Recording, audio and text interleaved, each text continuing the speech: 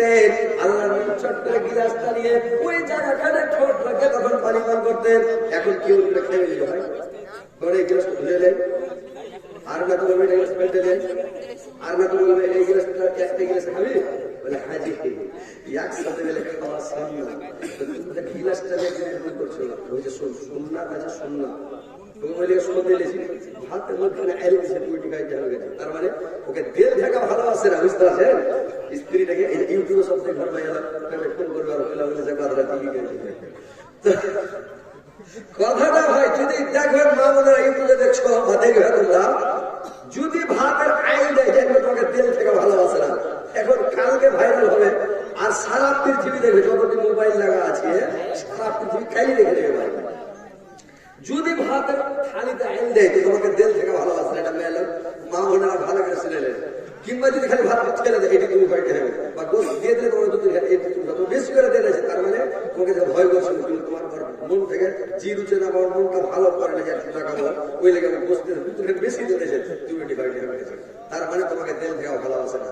আর যদি আল্লাহ নবী যখন গোস খেতেন মাংস খেতেন আল্লাহ নবী কয়েকটা জিনিস ভালোবাসতেন। কিন্তু ভালোবাসতেন জানেন? আল্লাহ নবী একটা দুধ ভালোবাসতেন, সেন্ট ভালোবাসতেন, হাড্ডিওয়ালা মাংস ভালোবাসতেন, আল্লাহ নবী স্ত্রীকে ভালোবাসতেন। তো এইগুলো জিনিস আল্লাহ নবী মানে প্রিয় ছিলেন। হাড্ডিওয়ালা মাংস আল্লাহ নবী প্রিয় ছিলেন। আয়েশা যখন এখন হাড্ডি উঠিয়ে যেমন কামড়ায় এক ফুট কামড়া ভাই রে আমার মেয়ে ছেলে বেশি কামড়াবে করে কামড়াবে মনে হচ্ছে হাট করছে বেশি করে বেশি কামড়াবে যেমন কামড়া খাবার আল্লাহ নবী চট করে হাড্ডি খানকে নিয়েছে আর চট করে হাড্ডি খানটাকে নিয়ে ওই জায়গাখানে মুখ লাগিয়ে কামড়ে ওই মাংস ভেঙে নিলেন। কত ভালোবাসতেন স্ত্রীকে, এর মধ্যে কোনো মানে কোনো পার্থক্য নাই। স্ত্রীকে কত ভালোবাসে, কত দেড় ভরা স্ত্রী রে ভাই, ওর জুটটা খেতে কোনো অসুবিধা হয় না। ভাই রে আমার ইউটিউবে যদি কথা বলি লোক শুনে যাতে বলছে এরকম কথা কেনে, ভাই রে আমার আগের স্ত্রীটা আমার ছিল এরকম ভরা ভাই, ওই হাড্ডিগুলো একসাথে খেতাম। এখন যেটা স্ত্রী আছে ভাই ওর ভাতের আইনটা বলছি তুই খালে আসেন না করে ব্যাপার পাগলি বেশি করে খাবো ভালোবাসা বেশি করে বুঝতে পারছেন? তো মন ভরা স্ত্রী যদি না হয় ভাই তো মনের মধ্যে শান্তি থাকবে না, আপনি জুঠাও খেতে পারবেন না আর হাড্ডি খান্ডাও খেতে পারবেন না, আপনি মুখ লাগাইতে পারবেন না, বুঝলেন? আর যদি মনের মতন হয় আর হাড্ডি গুলি সবই চালাবেন, যেটা মুখ লাগবে সেটি করবেন। আল্লাহর নবী আর আয়েশার ঘরে শুয়ে আছে, একটা লোক বিশ্বক করতে করতে দাঁতল করতে করতে আল্লাহর নবীর ঘরে চলে এসেছে। আল্লাহর নবীর ঘরে যখন এসেছে লোকটা বিশ্বক করছে, আল্লাহর নবী লোকটার মুখের দিকে দেখছেন আর আয়েশার মুখের দিকে করে দেখছেন, কথা বলছেন না। ওই লোকটার দিকে একবার দেখছেন বিশ্বক খানের দিকে, দাঁতল খানের দিকে আল্লাহ নবী দেখছেন, আর একবার আয়েশার মুখের দিকে দেখছেন।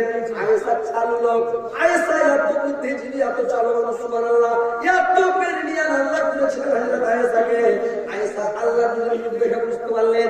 আল্লাহর নবীকে বললেন আয়েশা হুজুর আপনি কি মিসওয়াক নেবেন, দাঁতন নেবেন? আল্লাহর নবী লড়ালেন একটু মিসওয়াক দাও। আল্লাহর নবী একবারে মিসওয়াক দিবে আয়েশা অর্ডার করলো, এখন মিসওয়াক দাঁতন কেটে নিয়ে আসলো ভাই। দাঁতন খানটা যখন কেটে এনেছে, দাঁতন খান কেটে এনেছে, আল্লাহর নবী তোমার দাঁতন চাবাইতে পারবে না, আল্লাহর নবী দাঁতন খানকে চাপিয়ে পুশ করতে পারবে না, নরম করতে পারবে না। আল্লাহর নবী অতটা ক্ষমতা তখন নাই।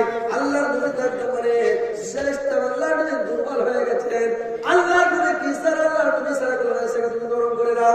আয়েশা দাঁতন খানাকে মিসওয়াক খানাকে চাপিয়ে নরম করে দিল, আর নরম করে দিয়ে তখন করেছে কি মিসওয়াক খানটাকে নরম করে যেমন